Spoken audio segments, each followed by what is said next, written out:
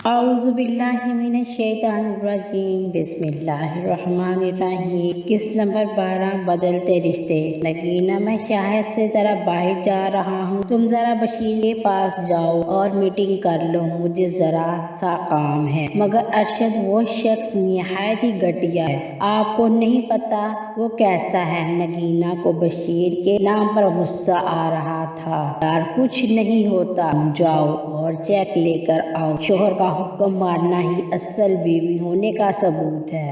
اب اس کا شوہر اس سے حکم صادر کر رہا تھا، میں ڈرائیور کو ساتھ میں بھیج رہا ہوں، تم تیار ہو جاؤ۔ اچھا میں جاتی ہوں، مگر جانا کدھر ہے وہ تمہیں ڈرائیور بتا دے گا۔ ارشد نگینہ کو بات سمجھانے والے انداز میں نگینہ سے بات کر رہا تھا۔ کار ایک ویران فیکٹری میں رکی، نگینہ کار سے اتری اور آس پاس نگاہیں دوڑانے لگی۔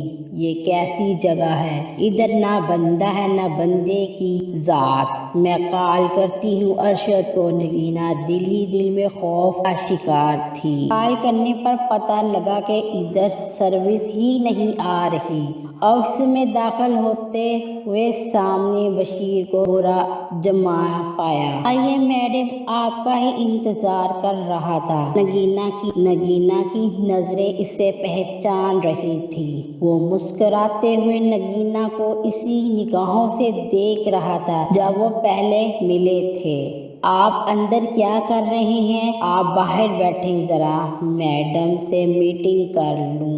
نگینہ کے اشارے نے ڈرائیور کو باہر بھیج دیا۔ جی بشیر صاحب، کہیے گا آپ کا آرڈر آپ کو مل گیا، آپ چیک دیں تاکہ میں چلی جاؤں۔ ارے میڈم، چیک بھی مل جائے گا، پہلے کچھ کافی وافی تو پی لیں۔ بشیر کی آنکھوں میں شیطانی صاف ظاہر ہو رہی تھی۔ نہیں بشیر صاحب، کافی کی ضرورت نہیں۔ نگینہ کا دل کر رہا تھا اس کا سر پھاڑ دے، مگر شوہر کا خیال آتے ہی نگینہ برداشت کر رہی تھی۔ یہ لیں، اگر آپ مجھ سے تعاون کریں گی تو میں مزید آرڈر بھی دے سکتا ہوں۔ بشیر مسکراہٹ کے ساتھ نگینہ سے بولا، کیا مطلب محترمہ؟ مطلب کو چھوڑیے، یہاں آپ کے اور میرے سوا کوئی نہیں ہے اور کسی کو پتہ بھی نہیں لگے گا۔ بشیر چیک نگینہ کے ہاتھ میں چیک پکڑاتے ہوئے ہاتھ کڑ کر اپنی کرسی سے اٹھ کھڑا ہوا۔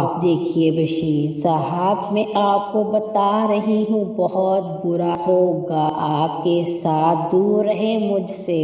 نگینہ 2 قدم پیچھے ہٹتے ہوئے شدید غصے کی حالت میں تھی۔ تمہاری وجہ سے ہی تو میں نے بزنس کیا تھا تمہارے ہسبینڈ سے، جب سے تمہیں دیکھا ہے اسی دن سے تمہارے حسن کا دیوانہ ہو گیا۔ تم سوچ بھی نہیں سکتی کہ میں تمہیں کیا کچھ دے سکتا ہوں۔ چھوڑ دو ارشد کو۔ بشیر نگینہ کی طرف نگاہیں بڑھا کر نگینہ کی پیٹھ دیوار سے لگا چکا تھا۔ ارے مزید پیچھے نہ جا سکتی تھی؟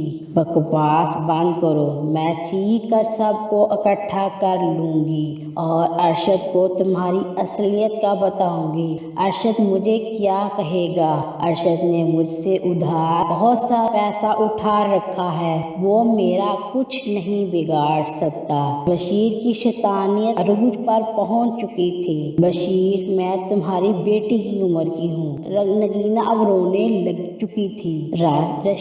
بشیر نے نگینہ کی کمر کو تھاما ہی تھا کہ نگینہ نے زوردار تھپڑ گال پر رسید کرتے ہوئے اس کے 14 طبق روشن کر دیے، اسے دھکا دیتے ہوئے باہر نکل گئی۔ اب تمہیں میں بتاؤں گا۔ بشیر بدلے کی آگ میں جلتا ہوا اپنے گال پر ہاتھ رکھتے ہوئے نہایت غصے میں لال پیلا تھا۔ ارشد، اس نے مجھے چھونے کی کوشش کی ہے۔ نگینہ ارشد سے کال پر بات کرتے ہوئے رو رہی تھی، اس کے آنسو تھمنے کا نام ہی نہیں لے رہے تھے، بک بک کر کے رو رہی تھی۔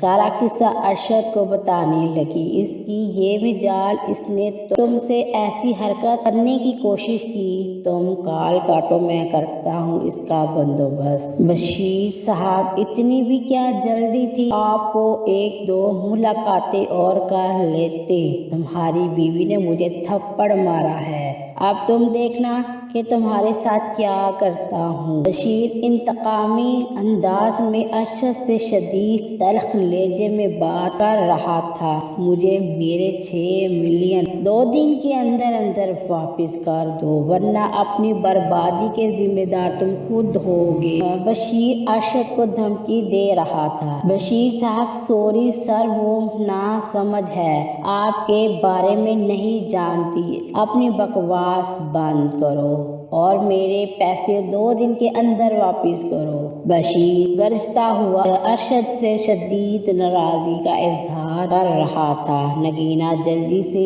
आज ही घर आ जाओ, बहुत जरूरी काम है। क्या हुआ अरशद, खैरी? तुम्हें जितना कहा है इतना करो, फजूल की बहस मत करो मुझसे। अरशद नाराजगी का इजहार करते हुए नगीना को डांट रहा था। अच्छा आ जाती अम्मी, मुझे जाना होगा, जरूरी काम है। अरशद ने बुलाया है? क्यों बेटा, अचानक से तैयारी? नगीना की वालिदा ने फिक्रमंदी से कहा। जी अम्मी सब ठीक है। अच्छा बेटा, अल्लाह पाक के हवाले। नगीना की माँ ने इसे दुआओं में रुखसत करने लगी। इंशाल्लाह अगला पार्ट अगली वीडियो में लेकर हाजिर होंगे। अगर आपको वीडियो अच्छी लगी है तो लाइक एंड शेयर कर दें और प्यारा सा कमेंट्स कर दें और दुआओं में अपनी बहन को ज़रूर याद रखें। अल्लाह हम सबका हामी नास।